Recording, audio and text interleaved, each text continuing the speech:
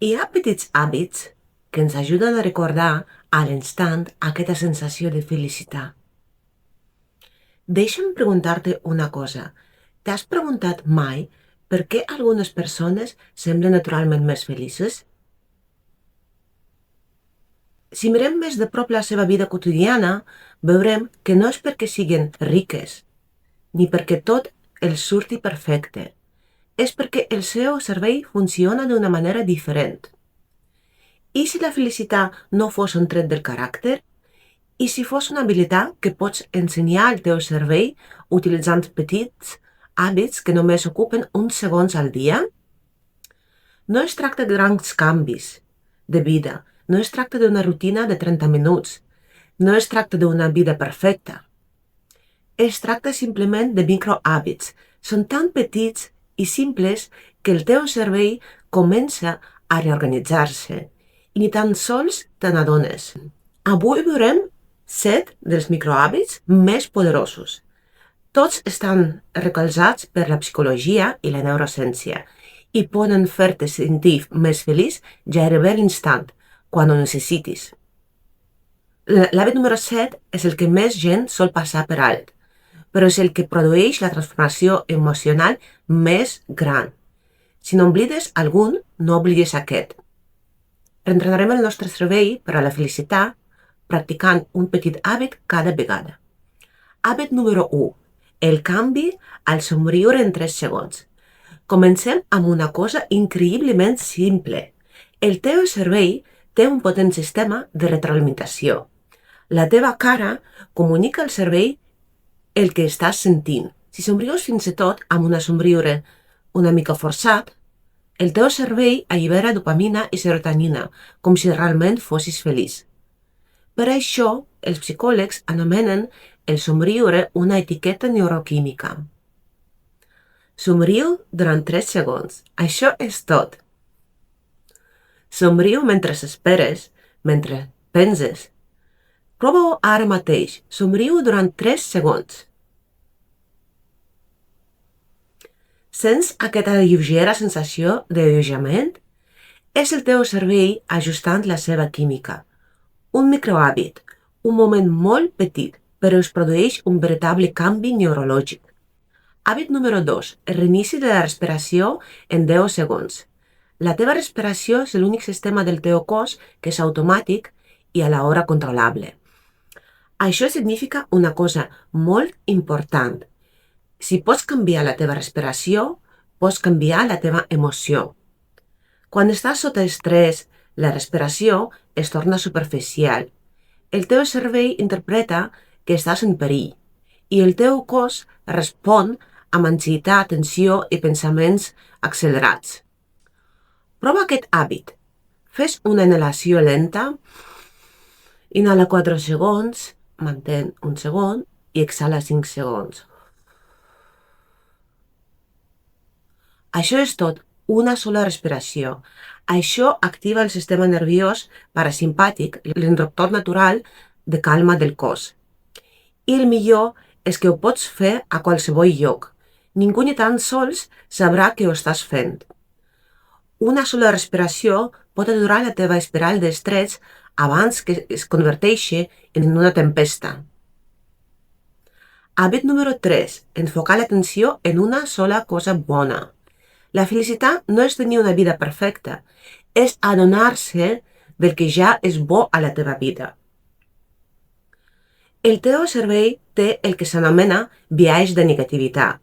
Això vol dir que detecta els problemes més ràpid que el positiu. Aquí tens un microhàbit per canviar aquest mecanisme. Anomena només una cosa bona, en veu alta o en silenci.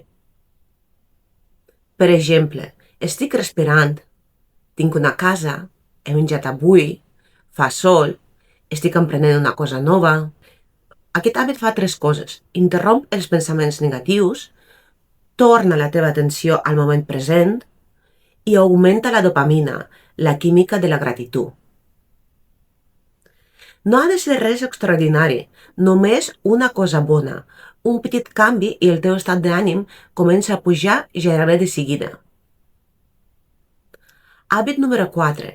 el camí ràpid al control emocional, a través de la postura. Això sorprèn molta gent. La teva postura influeix en com et sents.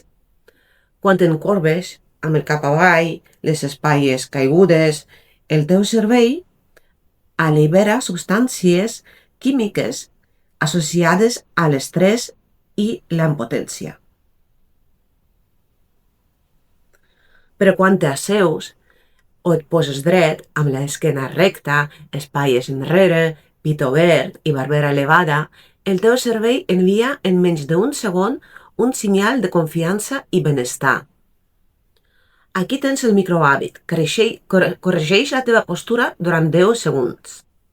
Redreça't, respira, aixeca el pit, relaxa les espatlles.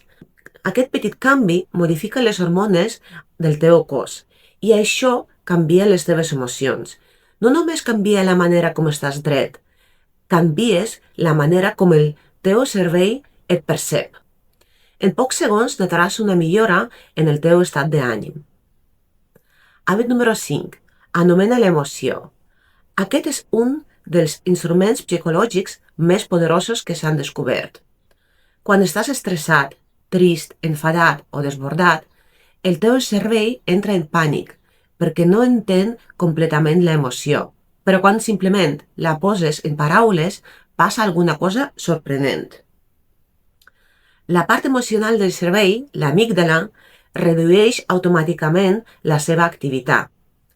Això significa que l'emoció es torna menys intensa. El microhàbit és simple. Anomena el que sents. Estic estressat, estic trist, estic preocupat, estic cansat. En el moment en què ho anomenes, el teu cervell comença a relaxar-se. No estàs reprimint l'emoció, la estàs processant. I això et dona control emocional en lloc del caos emocional. Hàbit número 6. El reinici de perspectiva en 5 segons. Quan estàs desbordat o alterat, apareix el que s'anomena visió de túnel.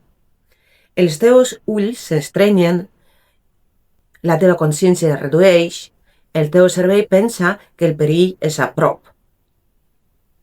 Aquí tens el microhàbit, que ho reinicia. Mira alguna cosa llunyana durant 5 segons. A través de l'habitació, per a la finestra o cap a l'horitzó, busca el cel i relaxa el teu cos immediatament. És un reinici natural de l'ansietat. 5 segons que tornen a fer el teu món més gran. Hàbit número 7, el més poderós. Fes-te una pregunta. Què faria ara el meu jo del futur? Aquest hàbit pot canviar la teva vida. Quan estàs dominat per l'emoció, actues des del teu cervell a curt termini.